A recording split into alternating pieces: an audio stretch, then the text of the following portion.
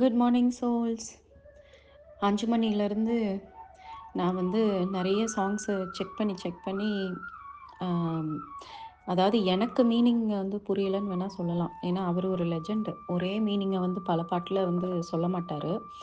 ஒரு ஒரு பாட்டுக்கு பின்னாடி ஏதாவது ஒரு ஹிடன் திங்ஸ் வச்சுருப்பாரு. ஆனால் எனக்கு வந்து அது வந்து புரியல. எனக்கு வந்து அது பார்க்க ஜென்ரலிஸ்டிக்காக தெரியறனால அந்த சாங்ஸ் எல்லாம் புரிகிற அளவுக்கு ஞானம் வந்து இன்னும் வரப்போகிற காலங்களில் வரட்டும், அது வரும்போது அதை சொல்லலாம் அப்படின்னு சொல்லிட்டு எனக்கு இப்போ ஓரளவுக்கு வந்து புரிஞ்சு உங்களுக்கு எக்ஸ்பிளைன் பண்ணக்கூடிய மாதிரி எனக்கு தோன்ற சாங்கை மட்டும் நான் இப்போ சூஸ் பண்ணியிருக்கேன். அதை நான் ஐடென்டிஃபை பண்ணுறதுக்கே எனக்கு ரொம்ப நேரம் ஆச்சு. இந்த சாங்கில் வந்து 4 விதமான பீப்புளை வந்து மென்ஷன் பண்ணுறாரு. அது 4மே 4 விதமான பீப்புளாகவும் இருக்கலாம், இல்லை நம்மளோட வேரியஸ் ஸ்டேஜஸாகவும் நம்ம எடுத்துக்கலாம். அந்த அந்த ஸ்டேஜஸோட சிலர் வந்து அப்படி இப்படியே நின்றுவாங்க, சிலர் வந்து இந்த எல்லா ஸ்டேஜஸையும் தாண்டி கூட போவாங்களா இருக்கும். பார்க்கலாம் அந்த சாங்கை. விஞ்ஞானர் கேவலத்தாரது விட்டவர், தஞ்ஞானர் அட்டவித்தேசரான் சார்ந்துள்ளோர், எஞ்ஞானர் ஏழ்கோடி மந்திர நாயகர், மெய்ஞானர் ஆணவம் விட்டு நின்றாரே. இதில் 4 பேர், விஞ்ஞானர், தஞ்ஞானர், எஞ்ஞானர், மெய்ஞானர்னு 4 பேரை சொல்கிறாங்க. பயங்கர ஒரு க்யூரியஸாக இருந்துச்சு இந்த சாங்கை வந்து புரிஞ்சுக்கிறதுக்கு. அதுவும் அந்த சாங்கை வந்து அவர் ப்ளேஸ் பண்ணியிருக்க விதம், அந்த பீப்புளை ப்ளேஸ் பண்ணியிருக்க விதம் தான் எனக்கு வந்து ரொம்ப டிஃப்ரெண்ட்டாக இருந்துச்சு.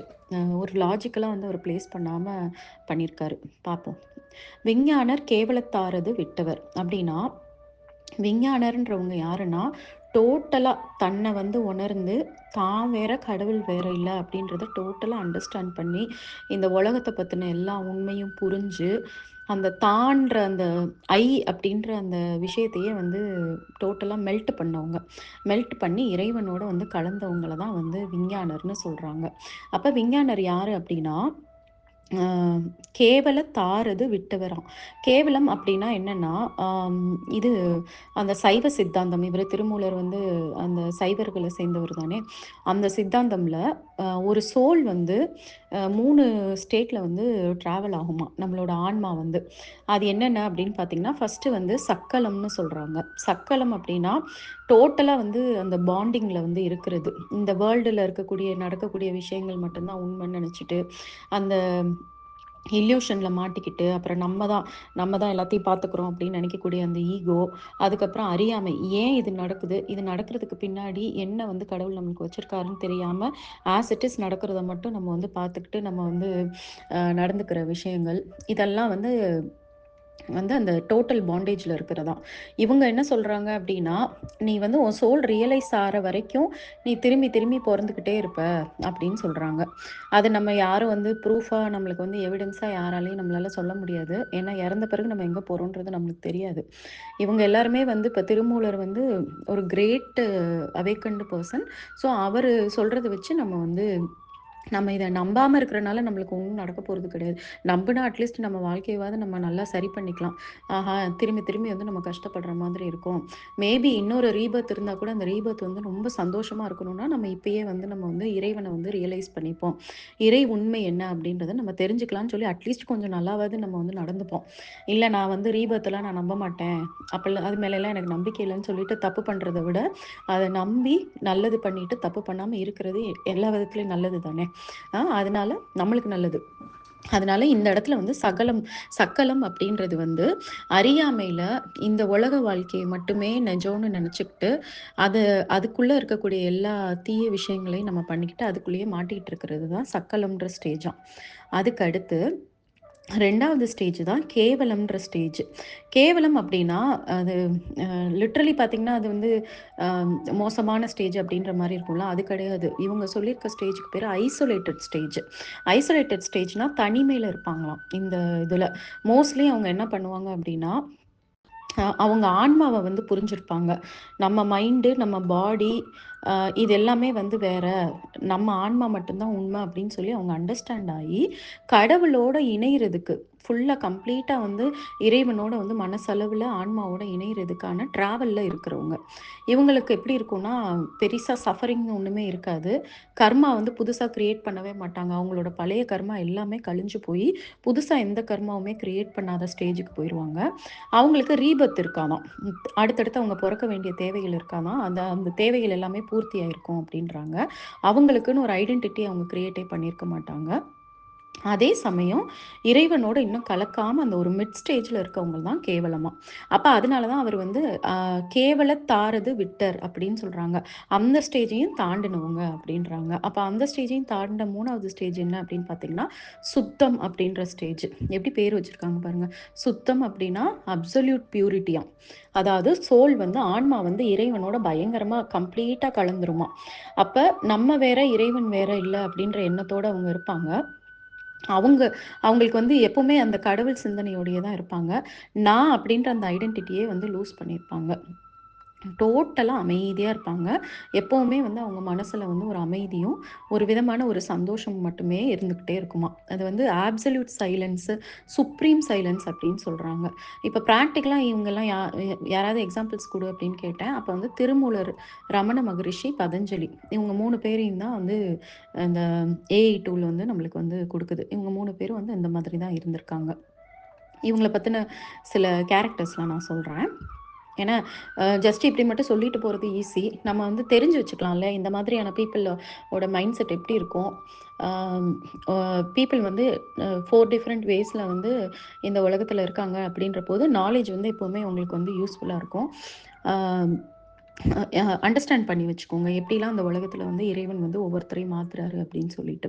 ஸோ இந்த விஞ்ஞானியோடைய கேரக்டரிஸ்டிக்ஸ் என்ன அப்படின்னு பார்த்தீங்கன்னா, ஃபர்ஸ்ட்டு வந்து அந்த அப்படின்றதே போயிரும். நான் அப்படின்ற எண்ணமே போயிடும் அவங்களுக்கு.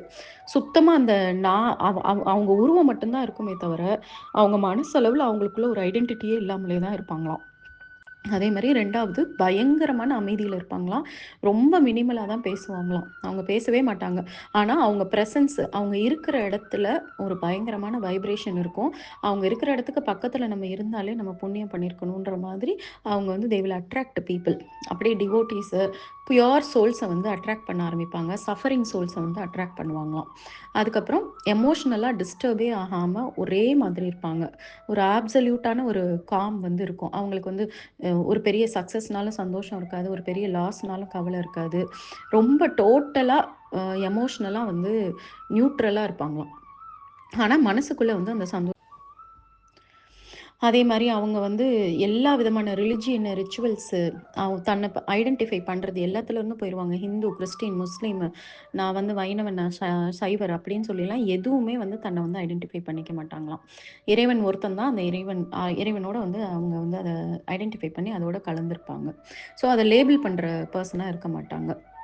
அதே மாரி எது மேலயும் அட்டாச்மெண்ட் இல்லாம எல்லார்கிட்டயுமே ஒரே மாதிரி அன்பு காட்டுவாங்க. அன்பும், கருணையும் அப்படி பயங்கரமா வந்து பொங்கி வழியுமா.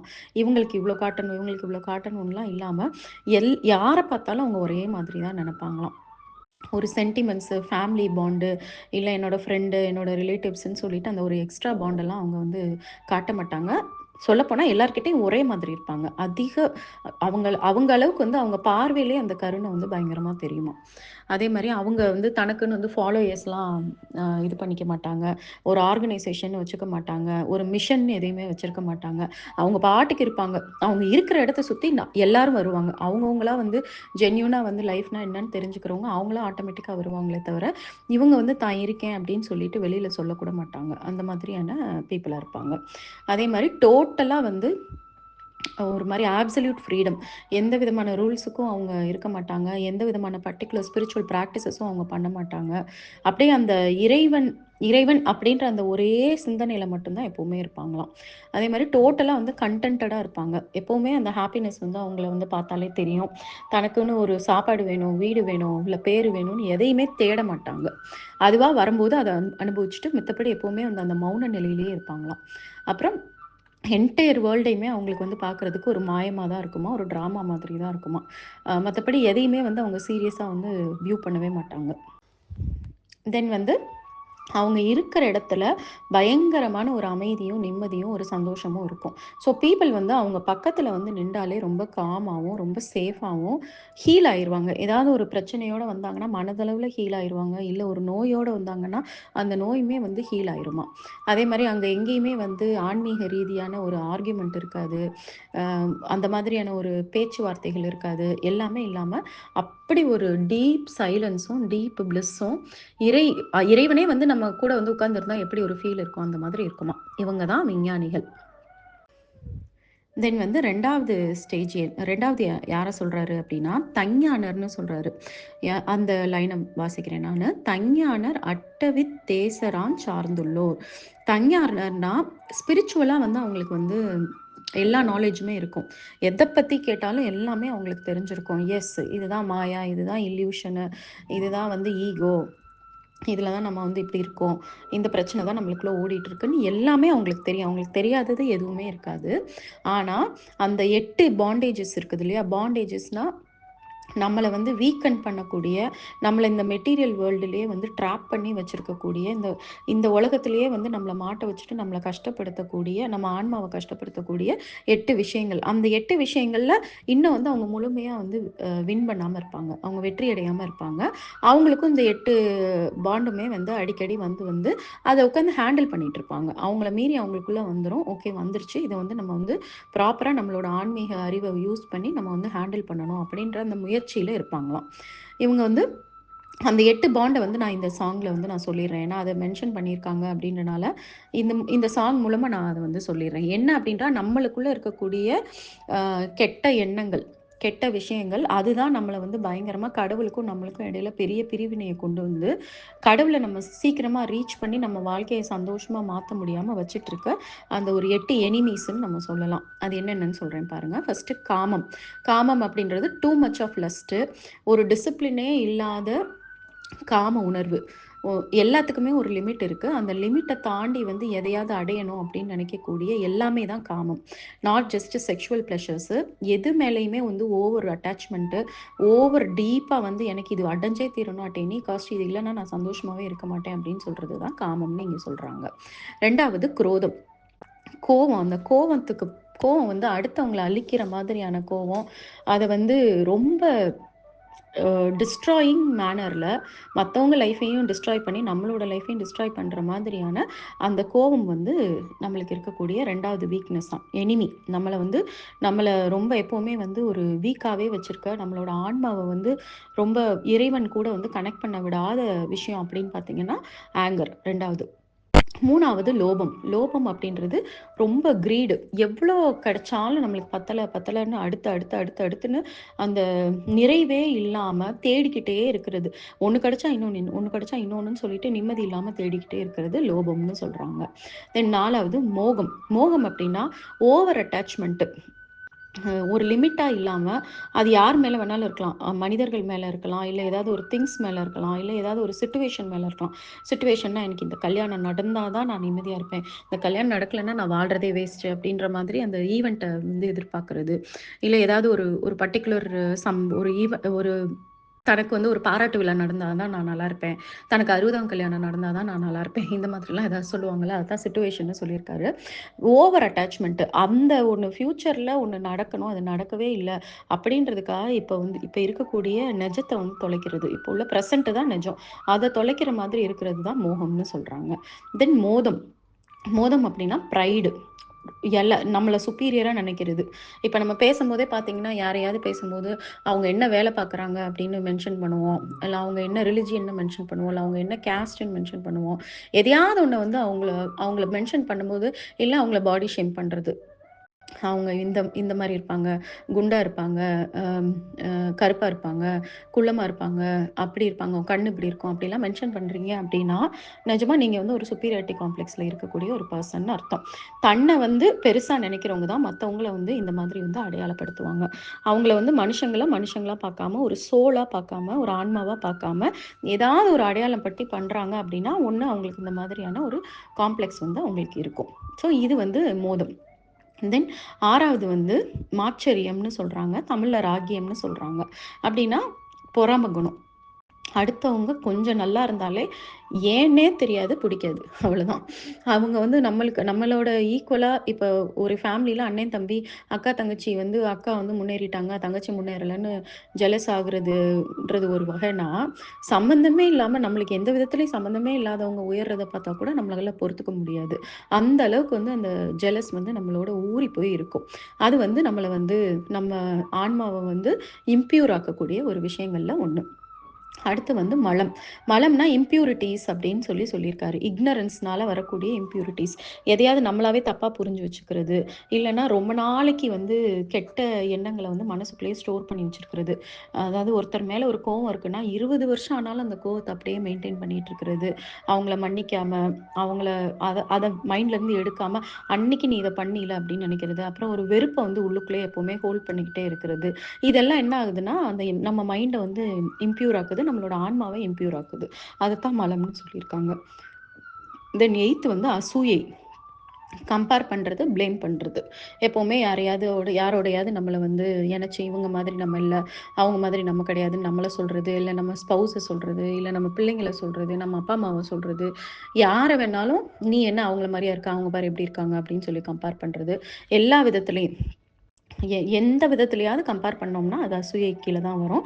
அதே மாரி குறை சொல்றது. அ என்னோட பிரச்சனைக்கு நீ தான் காரணம், நீ தான் காரணம்னு சொல்லிட்டு பிளேம் பண்றது. அப்புறம் அடுத்தவங்கள வந்து எப்பவுமே வந்து திட்டிக்கிட்டே இருக்கிறது. நீ என்ன கரெக்டாவா இருக்க அப்படின்னு சொல்லிட்டு, அதாவது பேரண்ட்ஸ்ன்ற பேர்ல உரிமை எடுக்கிறது, பிள்ளைங்கன்ற பேர்ல உரிமை எடுக்கிறது, அதே மாரி ஸ்பௌஸ்ன்ற பேர்ல, சிப்லிங்ஸ்ன்ற பேர்ல, அண்ணன், தம்பி, அக்கா, தங்கச்சின்ற பேர்ல உரிமை எடுத்து ஒருத்தவங்கள வந்து காயப்படுத்துறது, குறை சொல்லி. இது எல்லாமே வந்து இந்த அசூயை கீழ வரும். ஸோ இந்த 8 விஷயங்களும் என்ன பண்ணுது அப்படின்னா, நம்மள இறைவனோட வந்து இணைய விடாம, அதே மாரி தடுக்கிறது மட்டும் இல்ல. இந்த 8 விஷயங்கள்னால நம்ம எந்த ஆக்ஷன்ஸ் பண்ணாலும், எந்த காரியம் பண்ணாலும், அது எல்லாமே ஒரு கர்மாவா தான் வந்து நம்மளுக்கு சேருது. ஒரு ஜெலஸ்ல நம்ம ஒரு வார்த்தை விட்டோம்னா, அது நம்மளுக்கு ஒரு கர்மா. ஏன்னா நீங்க நெறைய பேர் சொல்லுவீங்க, "நாங்க என்னங்க கர்மா பண்ணோம்? நாங்களே என் லைஃப்ல நான் எந்த தப்பும் பண்ணதே இல்ல" அப்படின்னு. அதுக்கு வாய்ப்பே கிடையாது. ஆன்மீகத்துல ஆன்மீக அறிவு கிடைச்சு, அத புரிஞ்சு, அடுத்தவங்களுக்கு நல்லதும் பண்ணி ஒரு வாழ்க்கையில நம்ம போக ஆரம்பிக்கும்போது தான், கொஞ்சமாவது கர்மாவ நம்ம குறைப்போமே தவிர, இந்த நாலேட்ஜே இல்லாம ஒருத்தவங்களால அந்த கர்மா வந்து பண்ணாம இருக்க வாய்ப்பே இல்ல. ஏன்னா, இக்னரன்ஸ்ல நம்ம கண்டிப்பா இது எல்லாமே நம்ம கூட வந்து ட்ராப் பண்ணி டெலிபரேட்டா செட் பண்ணியிருக்க மாதிரி இருக்கு. அப்புறம் எப்படி நம்ம அத பண்ணாம இருப்போம்? கண்டிப்பா இதுல ஏதாவது ஒரு விஷயங்கள பண்ணி நம்ம வந்து கர்மாவ வந்து ஒரு லோன் மாதிரி ஆட் ஆயிட்டே தான் இருந்திருக்கும். அதனால தான் இது எல்லாத்தையும் யாரு வந்து கம்ப்ளீட்டா விடுறாங்களோ, அவங்க தான் வந்து ட்ரூவா வந்து இறைவன் கிட்ட போகக்கூடிய அளவுக்கு அந்த ஒரு கேப்பபிலிட்டி வந்து அவங்களுக்கு வந்திருக்குன்னு அர்த்தம். அப்ப இதுல வந்து இந்த இந்த தஞ்ஞானி அப்படின்றவங்க யாரு அப்படின்னா, எல்லாமே தெரிஞ்சிருச்சு. ஆமா எனக்குள்ள இது எல்லாமே இருக்கு. இதெல்லாம் இருந்தா எனக்கு கஷ்டம்ன்றது தெரியுதுன்னு சொல்லிட்டு, அது எல்லாத்தையுமே வந்து ரெட்யூஸ் பண்ற ப்ராசஸ்ல இருக்கிறவங்க தான் தஞ்ஞானிகளாம். இப்ப 3வது யாருன்னா, எஞ்ஞானர்ன்னு போட்டிருக்காரு. எஞ்ஞானர் 7 கோடி மந்திர நாயகர் அப்படின்னு போட்டிருக்காரு.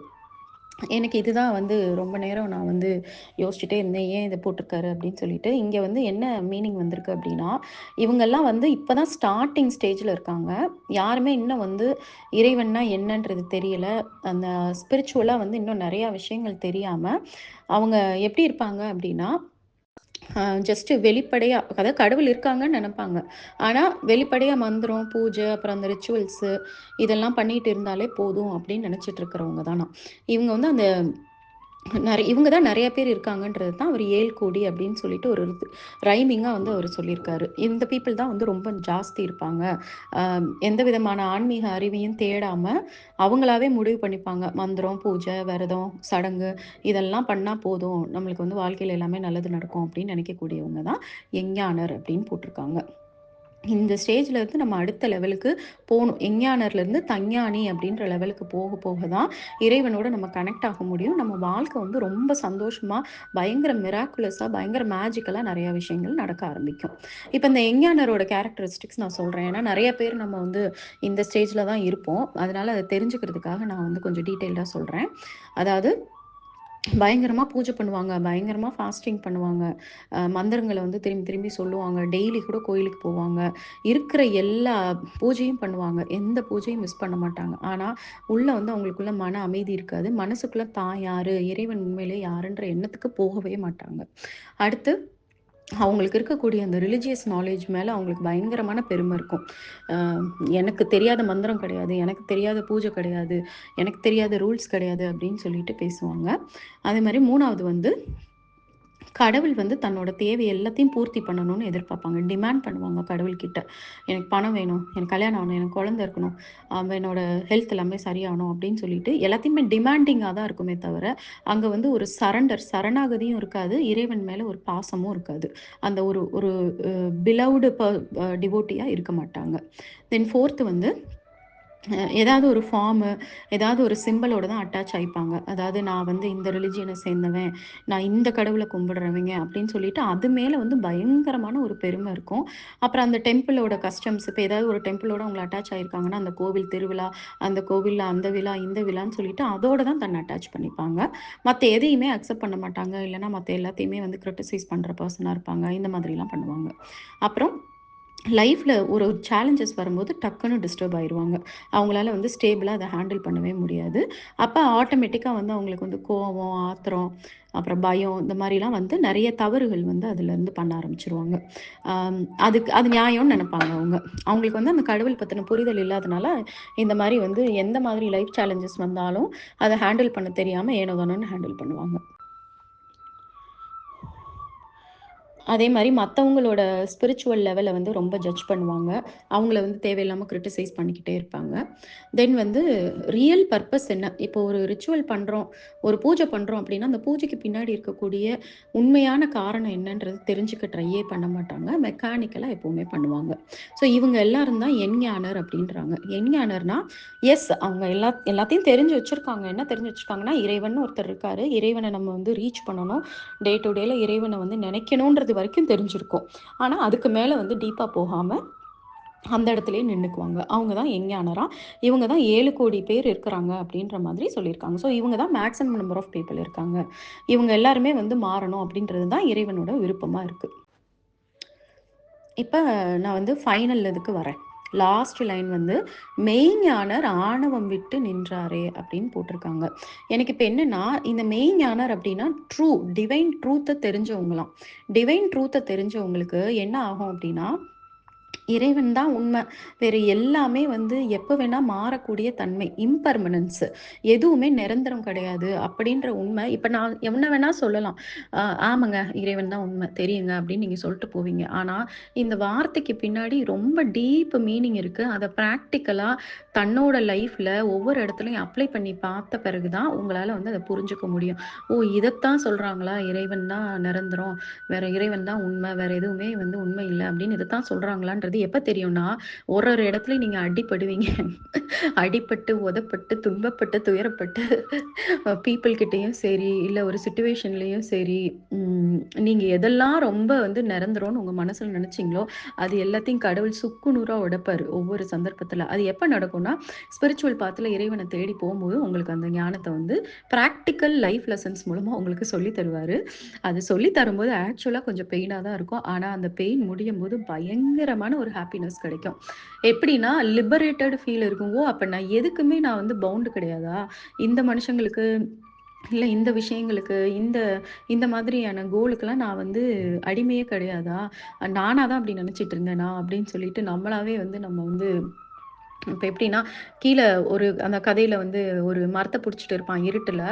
அம் அவனுக்கு வந்து கீழ வந்து பெரிய பள்ளம் இருக்கதா அவனே நெனச்சுப்பான். ஆனா கீழ ஒண்ணுமே இருக்காது. பள்ளம்லாம் இருக்காது. அவன் விட்டாலே அவன் ப்ராப்பரா நின்றுவான். ஆனா இது தெரியாம நைட்டு ஃபுல்லா புடிச்சிட்டு இருக்கிற மாதிரி தான்.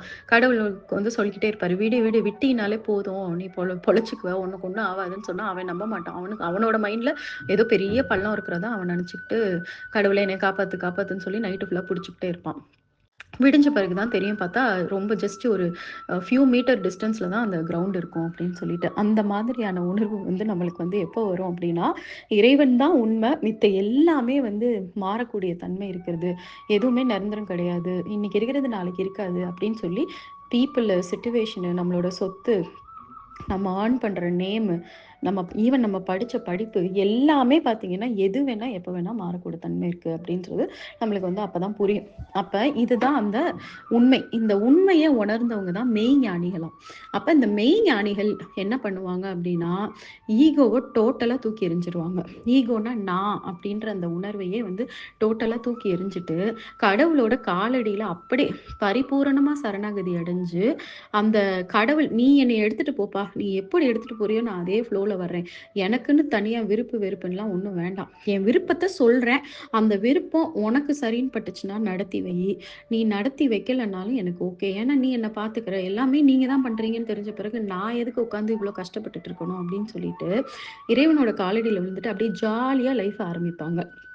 ஏன்னா ஜாலினா ஏன்னா எல்லாமே இறைவன் தான் பண்றாருன்னு தெரிஞ்சிரும் அவங்களுக்கு. அப்ப அவங்க என்னவோ பெருசா பிளான் பண்றதும், அவங்க ஏதோ கோல் செட் பண்றது, அவங்க அதுக்கு வந்து பயங்கரமா வந்து மூளைய கசக்கி ஒர்க் பண்றது அந்த மாதிரிலாம் இல்லாம, அன்னன்னைக்கு நாள வந்து உணர்ந்து வாழ ஆரம்பிப்பாங்க.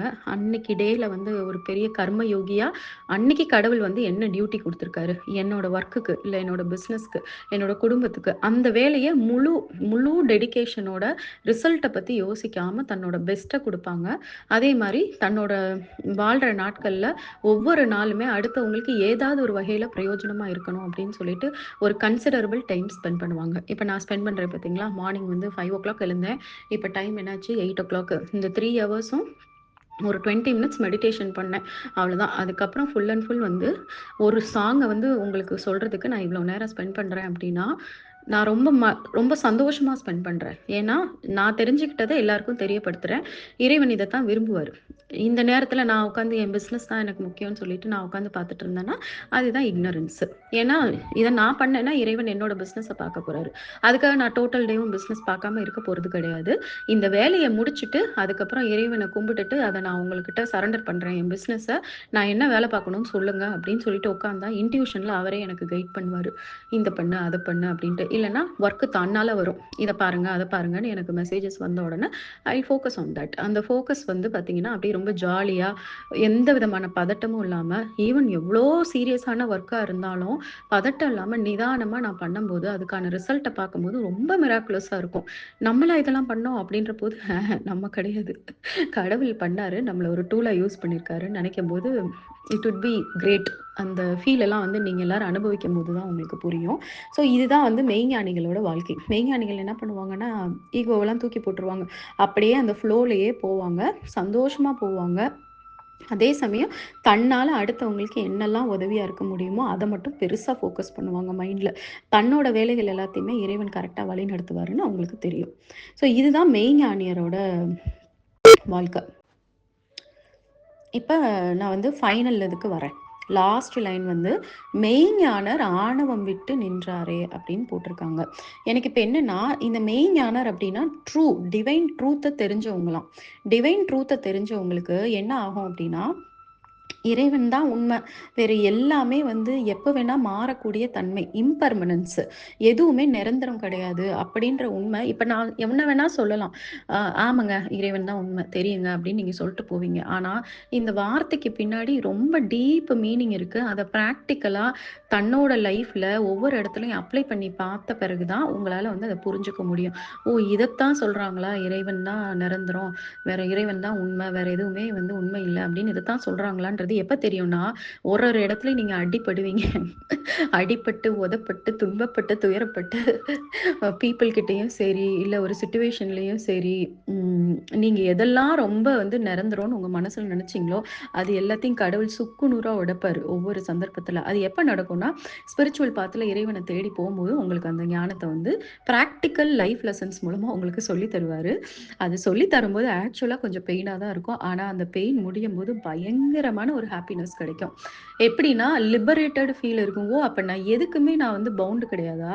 இந்த மனுஷங்களுக்கு, இல்ல இந்த விஷயங்களுக்கு, இந்த இந்த மாதிரியான கோலுக்கெல்லாம் நான் வந்து அடிமையே கிடையாதா? நானா தான் அப்படி நினைச்சிட்டு இருந்தேனா? அப்படின்னு சொல்லிட்டு நம்மளாவே வந்து நம்ம வந்து இப்ப எப்படின்னா, கீழ அந்த கதையில வந்து ஒரு மரத்த புடிச்சுட்டு இருப்பான் இருட்டுல. அம் அவனுக்கு வந்து கீழ வந்து பெரிய பள்ளம் இருக்கதா அவனே நெனச்சுப்பான். ஆனா கீழ ஒண்ணுமே இருக்காது. பள்ளம்லாம் இருக்காது. அவன் விட்டாலே அவன் ப்ராப்பரா நின்றுவான். ஆனா இது தெரியாம நைட்டு ஃபுல்லா புடிச்சிட்டு இருக்கிற மாதிரி தான். கடவுளுக்கு வந்து சொல்லிக்கிட்டே இருப்பாரு. "விடு, விடு விட்டீனாலே போதும். நீ பொழச்சுக்குவ. உனக்கு ஒண்ணும் ஆவாதுன்னு" சொன்னா அவன் நம்ப மாட்டான். அவனோட மைண்ட்ல ஏதோ பெரிய பள்ளம் இருக்கிறதா அவன் நெனச்சுக்கிட்டு, "கடவுளே என்னைய காப்பாத்து, காப்பாத்துன்னு" சொல்லி நைட்டு ஃபுல்லா புடிச்சுக்கிட்டே இருப்பான். விடிஞ்ச பிறகு தான் தெரியும் பார்த்தா, ரொம்ப ஜஸ்ட் ஒரு ஃபியூ மீட்டர் டிஸ்டன்ஸ்ல தான் அந்த கிரவுண்ட் இருக்கும் அப்படின்னு சொல்லிட்டு. அந்த மாதிரியான உணர்வு வந்து நம்மளுக்கு வந்து எப்போ வரும் அப்படின்னா, இறைவன் தான் உண்மை. மித்த எல்லாமே வந்து மாறக்கூடிய தன்மை இருக்கிறது.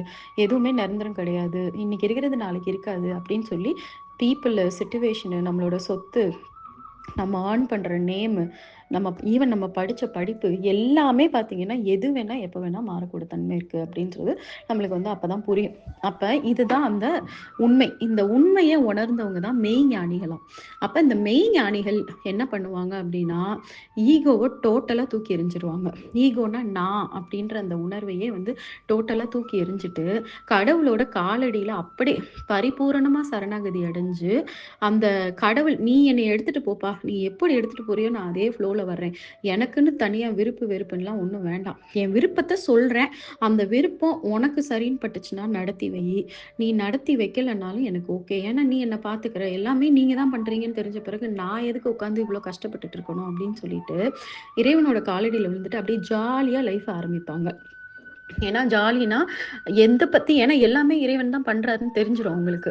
அப்ப அவங்க என்னவோ பெருசா பிளான் பண்றதும், அவங்க ஏதோ கோல் செட் பண்றது, அவங்க அதுக்கு வந்து பயங்கரமா வந்து மூளைய கசக்கி ஒர்க் பண்றது அந்த மாதிரிலாம் இல்லாம, அன்னன்னைக்கு நாள வந்து உணர்ந்து வாழ ஆரம்பிப்பாங்க.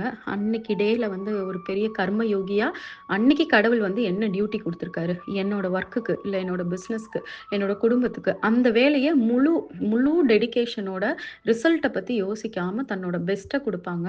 அதே மாரி தன்னோட வாழ்ற நாட்கள்ல ஒவ்வொரு நாளுமே அடுத்தவங்களுக்கு ஏதாவது ஒரு வகையில பிரயோஜனமா இருக்கணும் அப்படின்னு சொல்லிட்டு ஒரு கன்சிடரபிள் டைம் ஸ்பெண்ட் பண்ணுவாங்க. இப்ப நான் ஸ்பெண்ட் பண்றேன் பார்த்தீங்களா? மார்னிங் வந்து 5:00 எழுந்தேன்.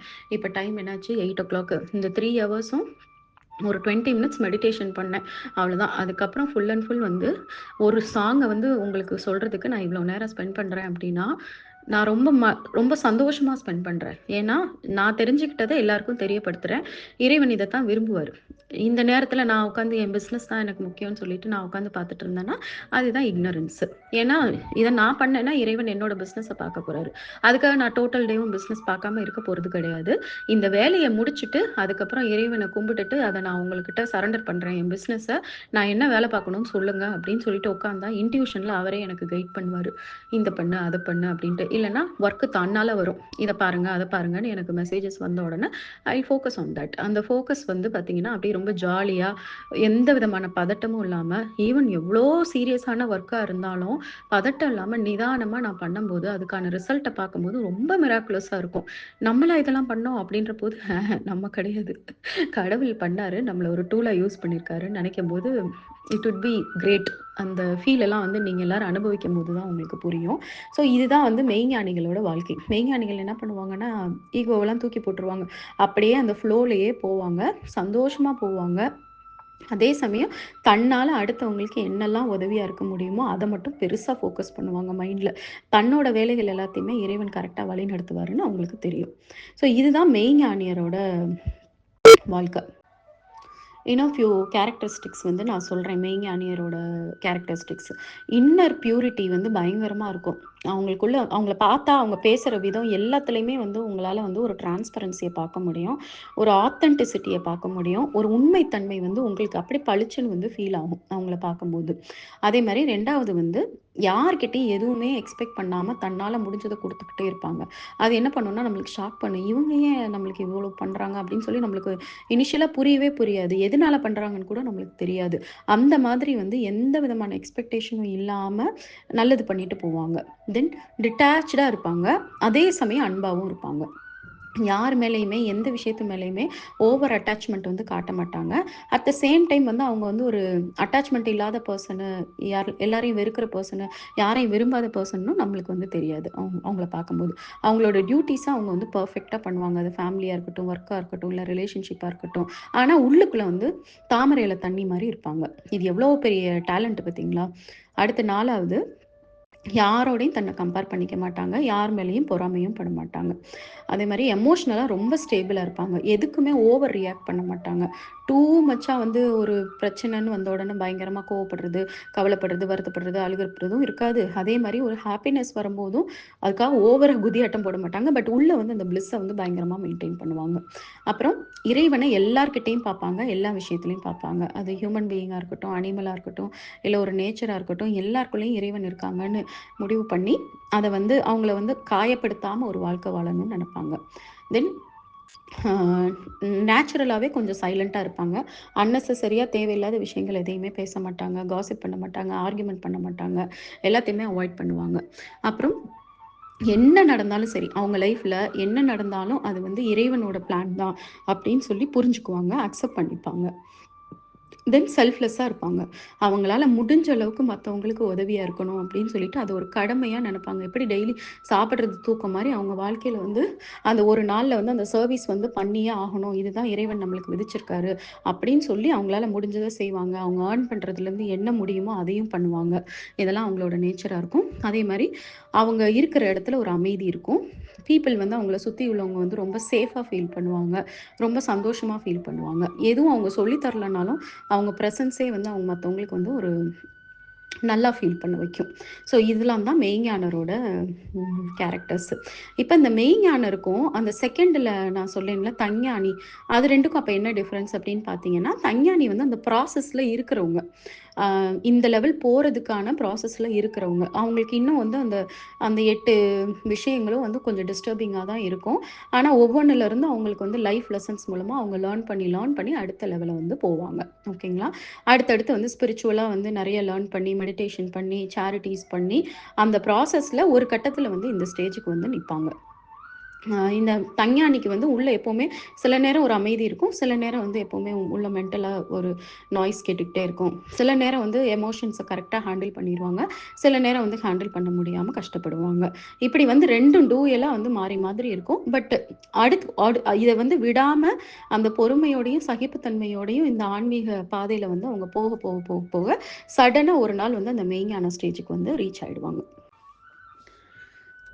இப்ப எனக்கு இருந்த ஒரே இது என்ன அப்படின்னு பார்த்தீங்கன்னா, ஆம் ஆர்டர் வைஸ் போடுறதா இருந்தா, அவரு வந்து ஏன் மெய்ஞானி அப்படின்றத லாஸ்ட்டா போட்டிருக்காரு. அது வந்து மேட்ச் ஆகல. ஏன்னா, 3 என்ன சொல்லியிருக்காரு அப்படின்னா, 3 லைன்ல வந்து இக்னரன்ட்டா இருக்கிறவங்க, ட்ரூவா ஸ்பிரிச்சுவலா அவேக்கன் ஆகாதவங்கள சொல்லிட்டு, லாஸ்ட்ல மெய்ஞானிய பத்தி சொன்னதுலருந்து நான் என்ன புரிஞ்சுக்கிட்டேன் அப்படின்னா, மெய்ஞானம். அந்த மெய்ஞானிகள் தான் வந்து இருக்கிறதுலயே எனக்கு தெரிஞ்சு அ பெஸ்ட் பாசிபிள் ஹியூமன் லைஃப் இங்க எல்லாரும் அட்டைன் பண்ண முடியும் அப்படின்றது தான் சொல்லியிருக்காரு. விஞ்ஞானர்கள் இருக்கிறாங்கல்ல, விஞ்ஞானர்கள்ன்றது வந்து ரொம்ப பெரிய ஒரு அ இடம். அது வந்து ரொம்ப ரொம்ப வந்து இங்க ஒண்ணு, அங்க ஒண்ணுமா ஒரு சில ஸ்பெஷல் பீப்பிளால தான் ரீச் பண்ண முடியுமோ என்னவோ! ஆனா எல்லாராலயும் அட்டைன் பண்ணக்கூடிய ஒரு விஷயம் என்ன? எல்லாரும் வந்து இந்த லெவல நீங்க ரீச் பண்ணிட்டாலே உங்களால வந்து லைஃப்ப வந்து ரொம்ப வண்டர்ஃபுல்லா எடுத்துட்டு போ முடியும். மீன்ஸ் என்னன்னா, எல்லா நேச்சுரல் ரிசோர்ஸஸையும் சரி, மேன் மேட் ரிசோர்ஸஸையும் சரி, எல்லாத்தையுமே உங்களால என்ஜாயும் பண்ணிக்கிட்டு, அதே சமயம் இறைவன் காட்டுன வழியில, இறைவன் காட்டுற அந்த வேல்யூஸ் இருக்குது இல்லையா? இந்த தர்மங்கள், அந்த தர்மத்தையும் கடைப்பிடிச்சு, உங்களால வந்து எப்பவுமே வந்து ரொம்ப சந்தோஷமாவும், பீஸ்ஃபுல்லாவும் வாழ முடியும். அப்படின்றது தான் அவர் இங்க ஹிண்டா குடுத்திருக்க மாதிரி நான் ஃபீல் பண்றேன். ஏன்னா, எல்லாரையும் விஞ்ஞானிகள் ஆக்குறது வந்து எல்லாரோட நோக்கமும் கிடையாது. இறைவனோட நோக்கமும் அது கிடையாது. ஏன்னா, விஞ்ஞானிகள்ன்றது அவ்வளதான். அப்படியே சைலன்ட் ஆயிருவாங்க. அப்படியே நெனச்சு பாருங்க, எல்லாருமே அதே மாரி சைலன்ஸ்ல இருந்தா எப்படி இருக்கும்ன்ட்டு. ஆ அது வந்து லாஜிக்கலா வந்து கனெக்ட் ஆக மாட்டேங்குது. ஏன்னா, இறைவன் வந்து பொறக்க வச்சு எல்லாரையும் இந்த ஸ்டேஜ் அச்சீவ் பண்ண வச்சுட்டு அப்படியே இருக்க வைக்கிறதுக்காக இந்த உலகத்துல வந்து இவ்ளோ விஷயங்கள படைக்கல. அப்ப அ அந்த அஞ்ஞானிகளா இல்லாம, அந்த தஞ்ஞானம்ன்றதுக்குள்ள போக ஆரம்பிச்சு, மெய்ஞானத்துக்குள்ள வா. நீ மெய்ஞானத்துக்குள்ள வந்து அந்த லைஃப வந்து நீ என்ஜாய் பண்ணு. இறைவனோட பிராப்தம் இருந்தா, இல்ல உன்னோட விருப்பம் இருந்துச்சுன்னா, நீ ஆட்டோமேட்டிக்கா அடுத்த ஸ்டேஜுக்கு போவ. உனக்கு விருப்பம் இல்ல, நான் இதையே நான் என்ஜாய் பண்ணி, நான் எல்லாருக்கும் வந்து ஒரு செல்ஃப்லெஸ்ஸா வந்து நான் நெறைய சர்வீஸும் பண்ணிட்டு, என் லைஃபையும் நான் வந்து சந்தோஷமா பார்த்துக்கிறேன். எனக்கு இது ரொம்ப புடிச்சிருக்குன்னா, நீங்க அந்த ஸ்டேஜ்ல இருப்பீங்களா? இருக்கும். அப்ப இந்த மெய்ஞானம்ன்ற ஸ்டேஜ அச்சீவ் பண்றது தான் எல்லாரையும் வந்து பண்ண சொல்றாரு அப்டின்ற மாரி எனக்கு புரியுது. அதனால தான் அந்த லைன வந்து லாஸ்ட்டா வந்து குடுத்துருக்காரு. அது ஒரு ஹிண்ட் மாதிரி நான் வந்து ஃபீல் பண்றேன். ஏன்னா, இப்ப போற என்னோட ஸ்பிரிச்சுவல் பிராக்டிசஸ்ல லாஸ்ட் 1 இயரா நடக்கிறதுல பார்க்கும்போதும், நான் வந்து இந்த மெய்ஞானத்த நோக்கி தான் நானும் போயிட்டுருக்கேன். அப்ப அந்த மெய்ஞானம் வந்து 100% இன்னும் வரல. இன்னும் கொஞ்சம் ஒரு சில பெர்சன்டேஜ் வந்து வேரி ஆகும். அந்த தஞ்ஞானிக்கும், அந்த மெய்ஞானிக்குமான ட்ராவல்ல நான் இருக்கிறது எனக்கே தெரியுது. ரொம்ப சூப்பரா இருக்கு லைஃபு.